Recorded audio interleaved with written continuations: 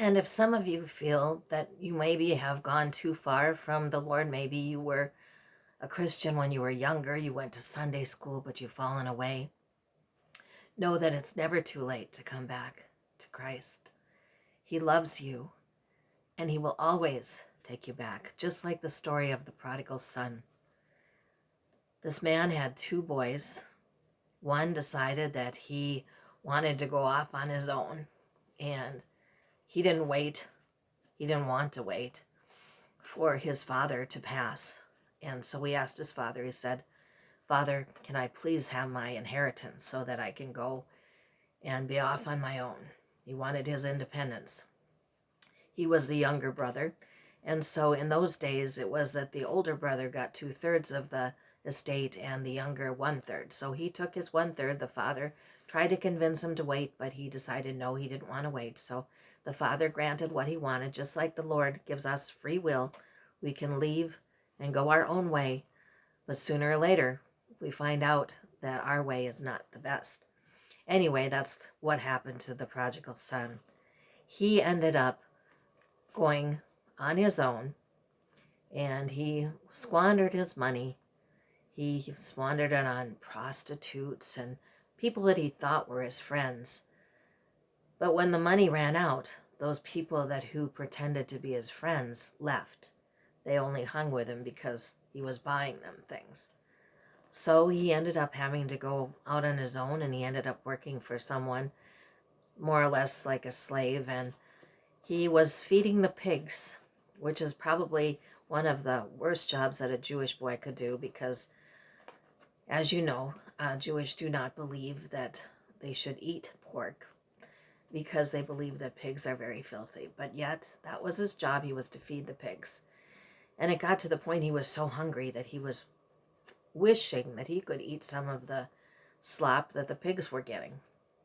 And then he realized, he thought back and he thought, my father never treated the people that worked for him like this.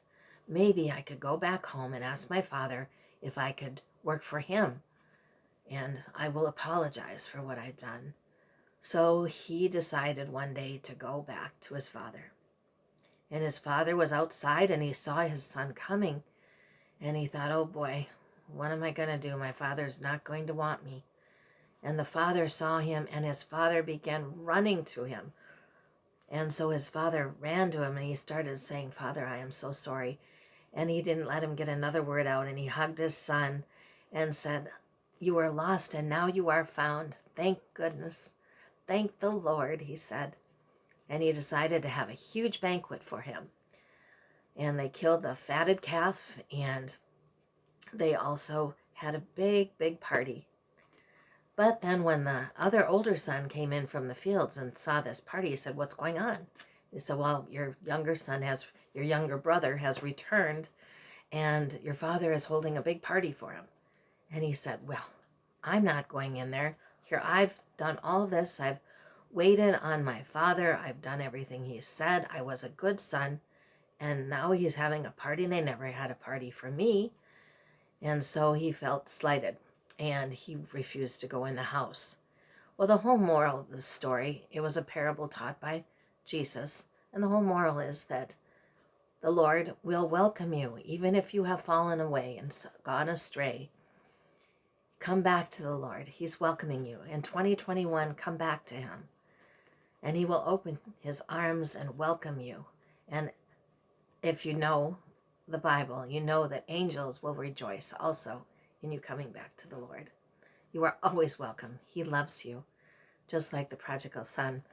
His father loved him dearly. Now, some of us, we have been keeping the faith, and we might see sinners that come back at the very last minute, like on the cross. The one thief said, remember me, Lord, when you come into your kingdom. And the Father, Jesus, said, today you will be with me in paradise. He repented, and immediately Jesus forgave him and took him into his care. And he is with the Father right now. He's with the Father and the Son and the Holy Spirit. We might think that that is unfair, but that is because we have a loving God. And even all of us have sinned, even though we may think that we're trying to do so perfect. We're not. even a thought in your mind, coveting something. Somebody might get a new car and you might think, oh boy, that's a beautiful car. I wish I had that. But that is also a sin because you're coveting. And so we have to realize that no matter what we've done, all we do is go to the Lord in prayer, ask for forgiveness, and He is a loving God and He will forgive us. So please, in 2021, come to the Lord in prayer. Just like David wrote in the Psalms, Psalm 51, create in me a clean heart, O God, and renew a right spirit within me. Cast me not away from your presence, and take not your Holy Spirit from me. Restore to me the joy of your salvation, and uphold me with a willing spirit.